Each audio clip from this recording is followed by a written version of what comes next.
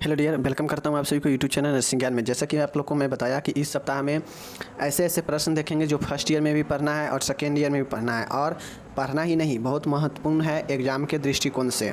तो आप लोग को मैं बीते 2 दिन यही दिखाया हूं, तो आज मैं दिखाने वाला हूं प्रश्न बहुत ही शानदार है ये भी। और यह जो है आपके है फंडामेंटल के फर्स्ट ईयर में फंडामेंटल में है, एंड सेकेंड ईयर के MSN 2 यानी मेडिकल सर्जिकल नर्सिंग 2 में है। ठीक है, वीडियो नंबर 17वां होने वाला है। चाहे आपका फंडामेंटल के बाद किया जाए तो इससे पहले इसका भी 16 वीडियो हो चुका है और MSN 2 का भी जो है 16 वीडियो हो चुका है। तो ऐसे में दोनों के लिए यह वीडियो नंबर 17वां होने वाला है। बाकी आप फर्स्ट ईयर सेकेंड ईयर के डियर स्टूडेंट हैं, सेम क्वेश्चन आपके जो है दोनों में पूछे जाते हैं फ्रैक्चर के ऊपर। ठीक है, और यह प्रश्न कभी भी आपसे पूछे जाएंगे तो जो है 1-2 नंबर या 5 नंबर में नहीं पूछे जाते हैं, हमेशा 10 नंबर या तो 15 नंबर में यह प्रश्न पूछे जाते हैं। तो आपको जो है अपने हिसाब से क्या करना है, देखना है। बहुत आसान है बड़ा क्वेश्चन। ठीक है, जब आप इसको अच्छे से लिखेंगे तो यह जो है प्रश्न 2 से 3 पेज में जाता है। ठीक है ना, 10 नंबर मिलने के लिए काफ़ी है 2 से 3 पेज, बट इसको अच्छे से आप समझेंगे तो बहुत आसान है समझना, बहुत आसान है प्रश्न। ठीक है, सबसे पहले पूछता है प्रश्न कि फ्रैक्चर क्या होता है, फ्रैक्चर के कितने प्रकार होते हैं, इसके क्या कारण होते हैं, इसका साइन एंड सिम्टम्स क्या होता है, मतलब अगर किसी को फ्रैक्चर हो गया है तो उसमें क्या लक्षण चिन्ह होते हैं, एंड इसके फर्स्ट एड के बारे में पूछता है, नर्सिंग देखभाल के बारे में। तो चलिए आज हम लोग जो है फ्रैक्चर के बारे में अच्छे से समझते हैं और डिस्कस करते हैं। सबसे पहले बात है कि यहाँ पे देख लीजिए आप लोग, फ्रैक्चर मतलब होता है अस्थि भंग। अस्थि भंग का मतलब होता है कि हड्डी का भंग हो जाना, मतलब टूट जाना। माय डियर, अस्थि जो है अलग अलग प्रकार से टूटता है, ये चीज़ें देखिए। बाकी देखिए अस्थि भंग होता क्या है, हड्डी का बीच से टूट जाना या दरार पड़ना अस्थि भंग कहलाता है। अब देखिए फ्रैक्चर का मतलब होता है, ये नहीं होता है कि कंप्लीट हड्डी टूट ही जाएगा तो वही फ्रैक्चर होगा। फ्रैक्चर जो है या तो कंप्लीट रूप से हड्डी टूट जाएगा तो वही भी फ्रैक्चर है, या फिर हड्डी में थोड़ा मोड़ा दरार पड़ जाता है, वह भी जो है आपका फ्रैक्चर ही होता है। ठीक है, तो यह फ्रैक्चर का मतलब होता है कि हड्डी के बीच से टूट जाना या हड्डी में दरार पड़ना ही अस्थिभंग फ्रैक्चर कहलाता है। समझ गए, फर्स्ट पॉइंट।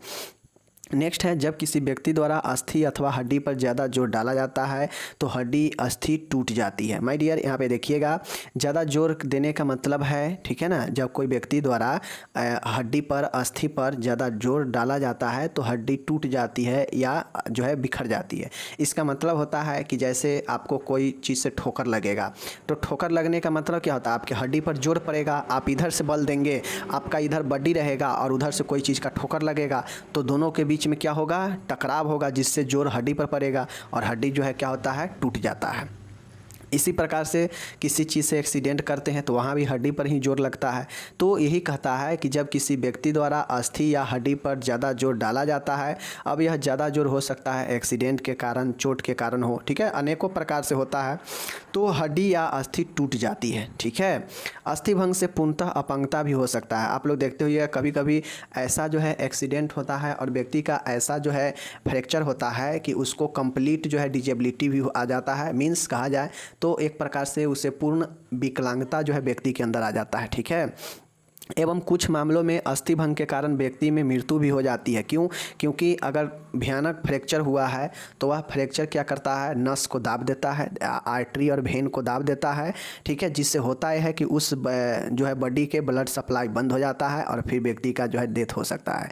तो ऐसे में कम जो है पूर्णतः अपंगता भी हो सकता है, और कुछ मामले में तो यह फ्रैक्चर जो है मौत के कारण भी बन सकते हैं। ठीक है, क्यों? क्योंकि बहुत सारे जो हमारे वाइटल ऑर्गेन हैं, वह वाइटल ऑर्गेन या आर्टरी जो है क्षति हो सकते हैं फ्रैक्चर होने के कारण, और व्यक्ति का मृत्यु हो सकता है। तो यही जो है हमारा फ्रैक्चर होता है। ये सब का यहाँ पे मैंने आपको डिटेल से जो है फ्रैक्चर के बारे में बता दिया। ओके, नेक्स्ट यहाँ पे देखने को मिलेगा आपको कि टाइप्स ऑफ फ्रैक्चर। अब फ्रैक्चर के कितने प्रकार हैं, मतलब कितने प्रकार से हड्डी टूट सकता है या उसमें दरार पड़ सकते हैं। तो चलिए, इसके प्रकार बहुत महत्वपूर्ण है, 10 से 11 प्रकार है, लेकिन ये प्रकार बहुत आसान है, इसको याद करना बहुत आसान है, बस आपको कुछ चीज़ें समझना पड़ेगा, ध्यान में रखना पड़ेगा, और यह प्रश्न बहुत महत्वपूर्ण है दोनों ईयर के लिए। ठीक है, सबसे पहले देखिए पूर्ण अस्थिभंग कंप्लीट फ्रैक्चर। कंप्लीट फ्रैक्चर का मतलब होता है कि इस तरह के अस्थिभंग में हड्डी पूर्ण तरह से टूट जाती है एवं दो टुकड़ों में भी जो है दो टुकड़े में जो है कोई संबंध नहीं होता है। जैसे यहाँ पे देख सकते हैं, जैसे यह एक टुकड़ा हुआ और एक टुकड़ा ये हुआ, बीच में जब टूटा है तो कोई संबंध है, दोनों अलग अलग हो गया है, तो यह कंप्लीट फ्रैक्चर होता है। जब किसी का हड्डी दो टुकड़ों में विभाजित हो जाए टूटकर और दोनों के बीच कोई जो है रिलेशन ना रहे, कोई ज्वाइंट ना रहे, तो वह कंप्लीट फ्रैक्चर होता है। समझ गए चीज़ों को? चलिए, दूसरा है इनकम्प्लीट अपूर्ण अस्थिभंग। अपूर्ण अस्थिभंग का मतलब होता है इनकम्प्लीट। इस प्रकार के अस्थिभंग में हड्डी के क्रॉस सेक्शन के एक भाग में दरार पड़ जाते हैं। माय डियर देख सकते हैं दरार पड़ा हुआ है, और क्रॉस सेक्शन का मतलब होता है कि जैसे मान गए यह बेलनाकार, हमारा हड्डी का आकार बेलनाकार ही होता है, ठीक है, ये बेलनाकार है। क्रॉस सेक्शन का मतलब होता है कि इस साइड से दरार पड़ गया, ठीक है, इस साइड से कुछ हद तक दरार पड़ गया, तो एक साइड लगा हुआ होगा और एक साइड से दरार होगा, तो यही जो है हमारा क्या होता है, इनकम्प्लीट होता है। इनकम्प्लीट का मतलब होता है कि जो फ्रैक्चर हुआ है, जो हड्डी में दरार पड़ा है, यह इनकम्प्लीट है, कंप्लीट रूप से टूटा नहीं है। मीन्स कहीं ना कहीं एक साइड का हड्डी का भाग लगा है और एक साइड से दरार आ गया है, तो यह जो है इनकम्प्लीट होता है। देख सकते हैं फिगर में, ठीक है, एक साइड से दरार है लेकिन इसके नीचे जो है दरार नहीं होगा, इसके नीचे हड्डी लगा होगा दोनों सिरा, ठीक है, तो ये हो गया इनकम्प्लीट। तीसरा है my dear simple fracture. Simple fracture का मतलब होता है कि यह सबसे समान अस्थिभंग होता है, इसमें त्वचा पर कोई घाव नहीं होता है। सिंपल फ्रैक्चर यहाँ पे देख सकते हैं। सिंपल फ्रैक्चर के मतलब होता है कि हल्का सा हड्डी में जो है आपके जख्म आ जाता है, जो है दरारें आ जाएगा, ठीक है ना, और यह दरारें ऐसा होगा कि इसका कोई प्रभाव आपके त्वचा पर नहीं होगा, आपको पता भी नहीं चलेगा, तो ये जो है सिंपल फ्रैक्चर होता है। सिंपल फ्रैक्चर मतलब बिल्कुल साधारण जो एक नॉर्मल जो है फ्रैक्चर होते हैं, ठीक है। चौथा है माय डियर, यहाँ पे देखिए खुला अस्थिभंग या इसी को कंपाउंड ओपन फ्रैक्चर या इसी को कंपाउंड फ्रैक्चर कहते हैं। कंपाउंड मतलब होता है जटिल या विशेष, ठीक है, और ओपन मतलब होता है खुला, ठीक है। देख लीजिए, इस अस्थिभंग में त्वचा चोटिल हो जाते हैं एवं घाव अस्थि तक पहुँच जाती है। आप यहाँ पे देखिएगा कि इस प्रकार के जो फ्रैक्चर होता है कंपाउंड वाला, इसमें हड्डी टूटेगा तो वह जो है स्किन तक घाव जो है मांस तक घाव दे देगा। देखते हो, कभी कभी फ्रैक्चर होता है तो व्यक्ति का हड्डी जो है त्वचा को चीरते हुए बाहर तक निकल जाता है, कोई कोई ऐसा फ्रैक्चर होता है, तो उस प्रकार के फ्रैक्चर मतलब ओपन फ्रैक्चर होगा, जिसमें फ्रैक्चर बाहर की तरफ आ जाएगा, एकदम दिखने लगेगा और वह जो है त्वचा को प्रभावित करता है। व्यक्ति का त्वचा भी इसमें चोटिल हो जाता है और घाव जो है हड्डियों तक पहुँच जाता है। समझ गए? तो ये जो है हमारा कंपाउंड या ओपन फ्रैक्चर। पांचवा में है green stick fracture. Green stick fracture का मतलब होता है कि इसमें हड्डी इस प्रकार से टूटता है कि हड्डी का ये जो है चोट लगने के बाद या दबाव पड़ने के बाद उसमें दरार उत्पन्न होता है और हड्डी वहाँ से क्या होता है, लच जाता है, मुड़ जाता है, ठीक है। जैसे यह ज़्यादातर जो है बच्चों में होता है, क्योंकि बच्चे का जो हड्डी होता है बहुत नरम होता है, लचीलापन होता है, तो जैसे ही अगर चोट लगता है तो वह जो है क्या होता है, मुड़ता जाता है। यहाँ पे देख सकते हैं, यहाँ पे चोट लगा और यह देख लीजिए मुड़ गया है ना, तो ये ज़्यादातर बच्चे में होता है। केवल एक ओर के तंतु कला टूट जाती है। देख सकते हैं, केवल एक साइड का जो है तंतु कला टूटा हुआ है और ये टूटने के बाद मुड़ जाता है, लच जाता है, इसीलिए कच्ची अस्थिभंग इसे कहा जाता है, ठीक है।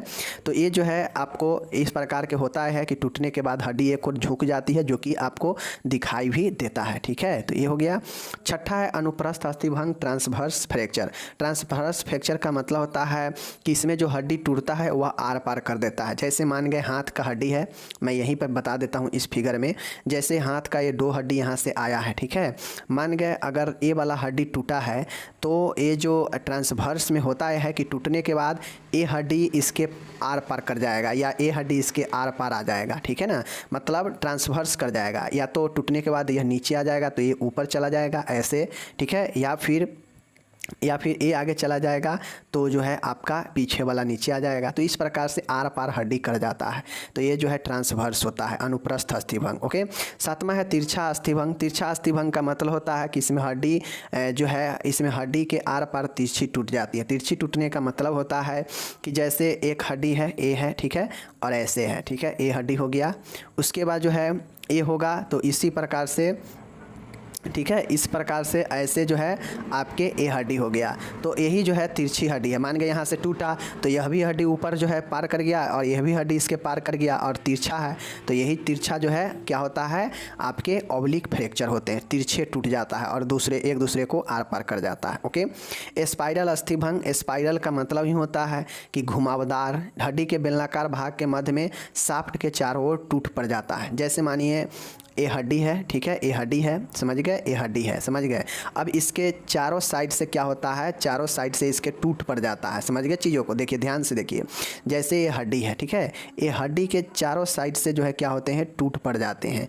हल्का हड्डी एकदम लगा ही रहता है, लेकिन चारों साइड से उसको कहते हैं चनक जाना। चारों साइड से जो है पता चलेगा कि इसके बेलनाकार भाग चारों साइड से टूट पड़ जाता है, तो यह स्पाइरल होता है, घुमावदार टूटता है। ठीक है, तो ये हो गया 8वां स्पाइरल।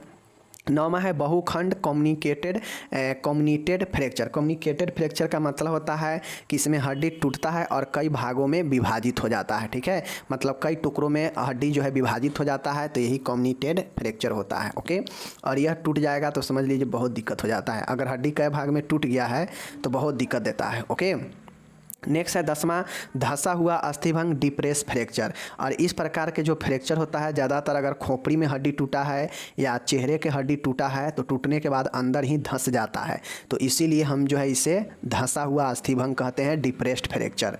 समझ गए।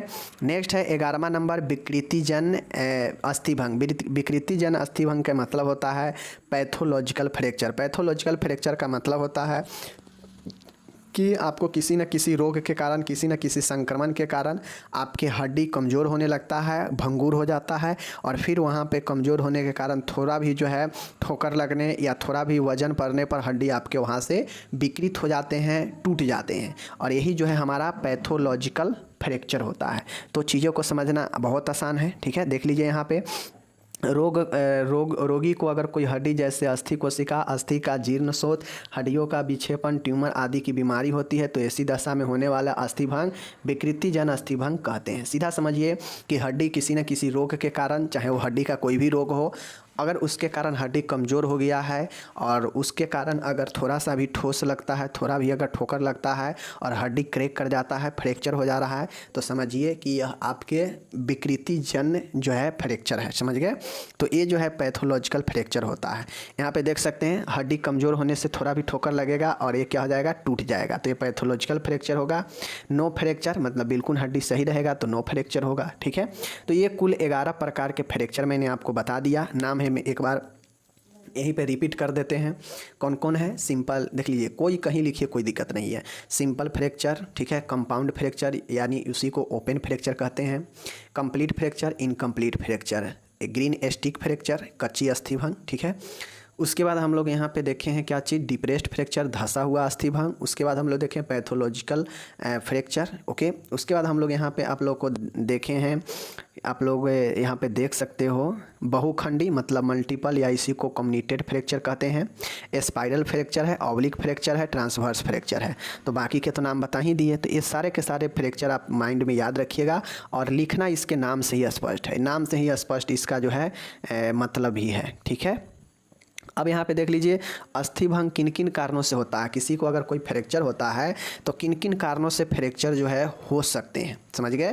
पहला होता है डायरेक्ट चोट। डायरेक्ट चोट का मतलब होता है कि अगर मान गए हथौड़ा से आपके जो है हड्डी पर लगा, या जो है डायरेक्ट किसी पहिए के नीचे आ जाना, ठीक है ना, आपका पैर चल रहे हैं और मोटरसाइकिल के नीचे आपका पैर आ गया, तो डायरेक्ट पैर पर जो है उसका वजन पड़ेगा और टूट जाएगा, तो वो प्रत्यक्ष हो जाएगा। या हथौड़ा चला रहे हैं और हड्डी पर डायरेक्ट पैर पर लग गया, हाथ पर लग गया, तो उससे डायरेक्ट जो है चोट लगा। तो ये सब डायरेक्ट होता है, जो डायरेक्ट वायलेंस, डायरेक्ट प्रत्यक्ष चोट के कारण आता है। ठीक है, जैसे आपके एग्जाम्पल यहाँ पे देख सकते हैं, हथौड़े की चोट लगने, गाड़ी के पहिए से कुचल जाना, यह डायरेक्ट होता है। दूसरा है मांसपेशी के बल द्वारा मस्कुलर एक्शन। जैसे मांसपेशियों के समूह पर दबाव पड़ने की वजह से हड्डियाँ से जुड़े तंतु के साथ में हड्डियों के टुकड़े भी साथ में खिंच जाते हैं। ठीक है, जैसे मांसपेशियों में झटका लगने की वजह से घुटियों की चक्किका टूट जाना। अब होता है कि जैसे हमारा मांसपेशी आप लोग को पता है लगभग 639 के आसपास मांसपेशियाँ के बारे में हम लोग जानते हैं। हैं। तो आपको ये समझना चाहिए कि हमारा जितना भी मांसपेशी है वह समूहों में एक गुच्छा में हड्डी के साथ जो है जकड़ कर रखता है। मान गए अगर मांसपेशी में हमें खिंचाव आता है, जकड़न हो जाता है, तो जैसे ही अगर मांसपेशी में जोर का झटका लगेगा और उस मांसपेशी में खिंचाव आएगा तो जाहिर सी बात है कि वह हड्डी को अब जकड़ा हुआ है, पकड़ा हुआ है, तो जब मांसपेशी में खिंचाव आएगा तो हड्डी को अपने साथ खींचेगा ही ना। तो उसी प्रकार से घुटना में जो चक्री होता है, नी कैप होता है, तो नी कैप अगर आपका उलट गया है या नी कैप में जो है फ्रैक्चर आया है तो कहीं ना कहीं वह मसल्स के साथ मस्कुलर एक्शन के कारण हुआ है कि मांसपेशीय बल द्वारा आपका चक्की जो है इधर से उधर घूम गया होगा घुटना के। ठीक है, तो यह जो है दूसरा मांसपेशी के बल द्वारा जो है टूट जाता है हड्डी।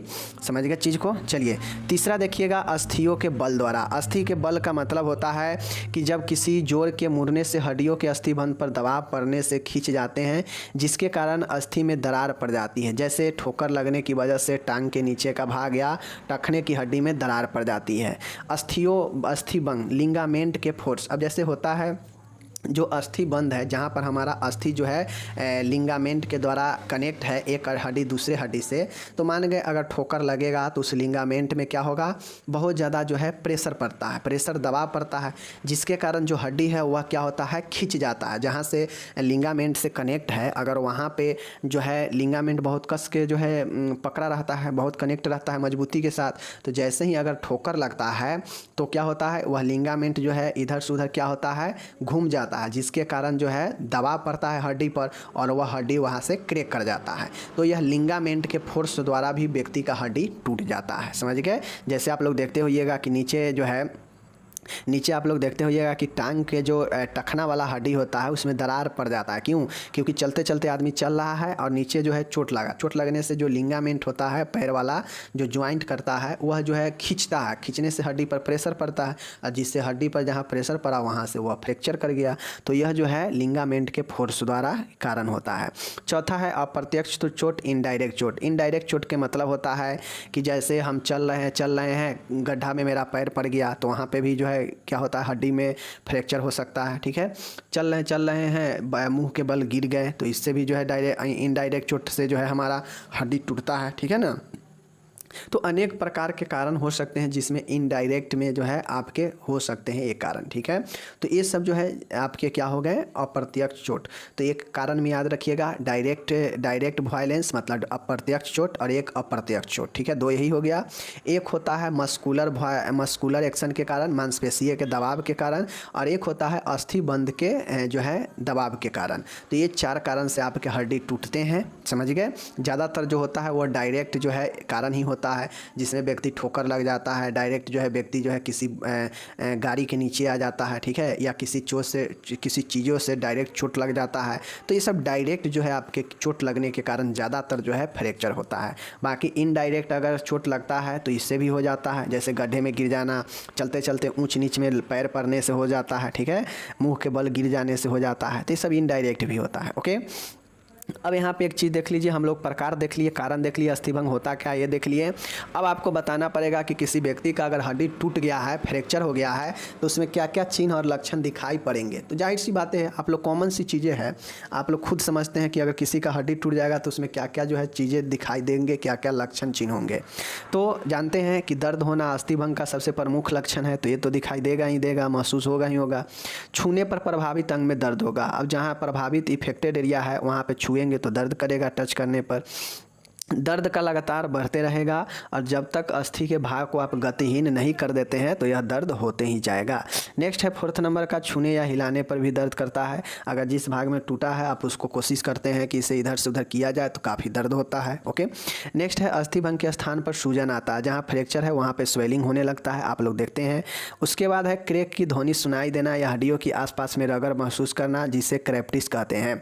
अब जहाँ पे हड्डी टूटा है, अगर हड्डी कंप्लीट टूट चुका है तो वहाँ पे क्रैक अगर इधर उधर डुलाएंगे तो क्रैक का जो है सुनाई देगा ध्वनि, या फिर आपस में रगड़ पड़ने का भी जो है महसूस आप कर सकते हैं आवाज़ को। तो इसे हम लोग क्रेप्टिस कहते हैं। ध्वनि देना, सुनाई देना या रगड़ महसूस देना क्रेप्टिस कहते हैं। ठीक है, तो ये जो है कुछ लक्षण और चिन्ह होते हैं। बाकी आप लोग और चीज़ें लिख सकते हैं कि अगर किसी का हड्डी टूट जाएगा तो उसमें क्या क्या लक्षण दिखाई देंगे, क्या क्या चिन्ह होंगे, तो ये सब और जो है आप लिख सकते हैं। नॉर्मल सब चीज़ें हैं सब। ठीक है, मेन इसका जो है कारण और मेन इसका जो है प्रकार था जो कि आप लोग जान चुके हैं। अब देखिए किसी पेशेंट का हड्डी टूट चुका है तो एक क्वेश्चन आपसे ये पूछेगा, अगर आप फर्स्ट ईयर में है तो सीधा प्राथमिक उपचार पूछेगा, तो प्राथमिक उपचार के लिए ये चीज़ें हैं, ठीक है। अगर आप सेकेंड ईयर में हैं तो आपसे नर्सिंग प्रबंध पूछेगा, तो नर्सिंग प्रबंध पूछेगा तो आप सिंपल सी बातें हैं कि हड्डी वाले पेशेंट को क्या क्या प्रॉब्लम होगा, फ्रैक्चर वाले को तो सबसे पहले दर्द होगा, तो दर्द के मैनेजमेंट के लिए आप क्या क्या करेंगे, तो पहला पॉइंट बनाएंगे कि दर्द के प्रबंध करना, तो पहला पॉइंट। दूसरा पॉइंट जो है प्रभावित क्षेत्र को गतिहीन करना, इसके लिए तो गतिहीन कैसे करते हैं आपको लिखना पड़ेगा कि जो है बैंडेज करना या कोई कपड़े बांधना, अगर कपड़ा नहीं है तो, ठीक है, ये सब चीज़ें। उसके बाद जो है पेशेंट को ज़्यादा से ज़्यादा जो है टूटे हुए फ्रैक्चर वाले पेशेंट को जो है पोषण में ज़्यादा से ज़्यादा कैल्शियम की मात्रा देंगे, ठीक है, तो ये सब जो है आप लिखेंगे। उसके बाद जो है पेशेंट को जो है सहानुभूति देंगे, सहारा देंगे, ठीक है, तो ये सब आपको नर्सिंग देखभाल खुद से लिख सकते हैं बीमारी के अनुसार। मैं बार बार बताता हूँ, अगर आप स्मार्ट स्टूडेंट है तो आप उसमें 3 4 5 पॉइंटें चुनिए कि इसमें क्या क्या जो है हम कर सकते हैं, और उस पॉइंट के अंदर सब में 2 2 3 3 लाइनें लिखिए अगर स्मार्ट स्टूडेंट हैं तो।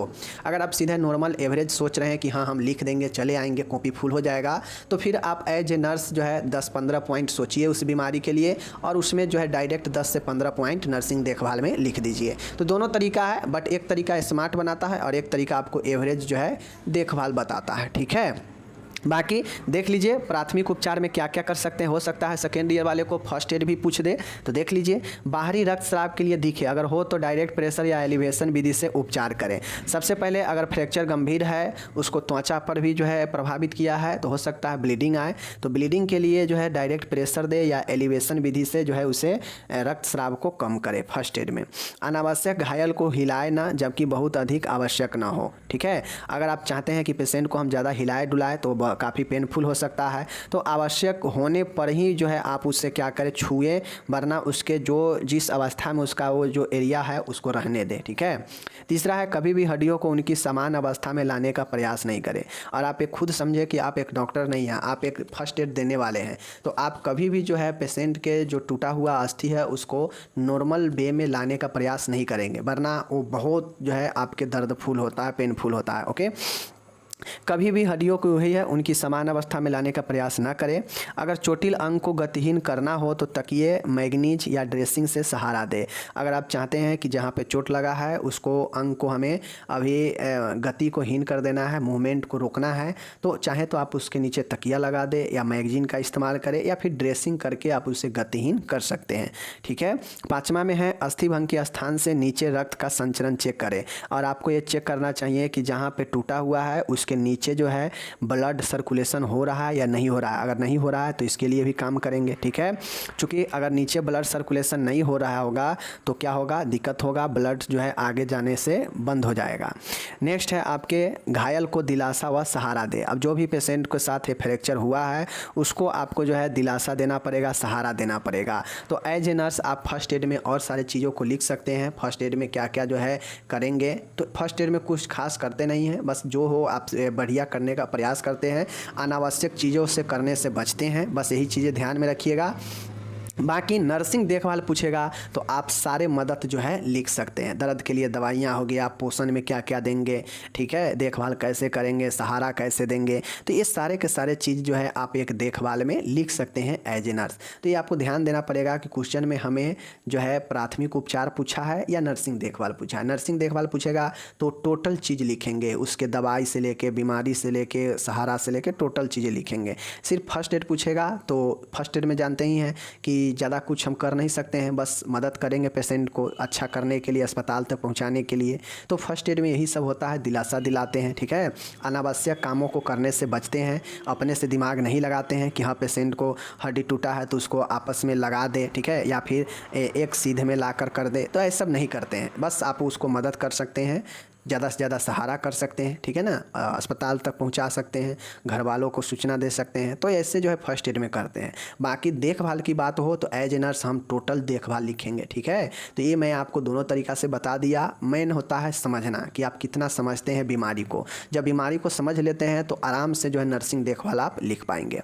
तो ये फर्स्ट ईयर सेकेंड ईयर दोनों के लिए प्रश्न था फ्रैक्चर, जिसको ऊपर में मैंने अच्छे से डिस्कस कर दिया। यहाँ पर इंग्लिश दिया गया है, तो जितने भी हमारे डियर इंग्लिश वाले हैं सब इसको इंग्लिश में देख सकते हैं। कोई एक एक दो दो लाइन का डिफिनीसन है, जितने भी प्रकार है सब एक एक दो दो लाइन का डिफिनीसन है। और यह डिफिनीसन आप खुद जो है क्रिएट कर सकते हैं नाम के हिसाब से कि कौन क्या जो है बताता है। इसके प्रकार में ही जो है इसका डिफिनीसन, इसका जो है मतलब छुपा हुआ है। तो सबसे पहले आप इसको प्रकार को दिमाग में रखिए, फिर इसका जो है आप टोटल आराम से लिख सकते हैं। इसमें तो दो ही चीज़ महत्वपूर्ण है, एक टाइप्स हो गया और एक कारण हो गया, बाकी को तो सब आप खुद से लिख सकते हैं। तो यही हमारा फ्रैक्चर हो गया, मैं बता दिया। आप जो भी लोग पढ़ने वाले हैं पढ़िए, समझिए, और जितने भी फर्स्ट ईयर सेकेंड ईयर है आप दोनों में यह प्रश्न आते हैं। तो इस हिसाब से हम मिलेंगे अगले वीडियो में। आप अपना ख्याल रखिएगा, तब तक के लिए धन्यवाद, टेक केयर।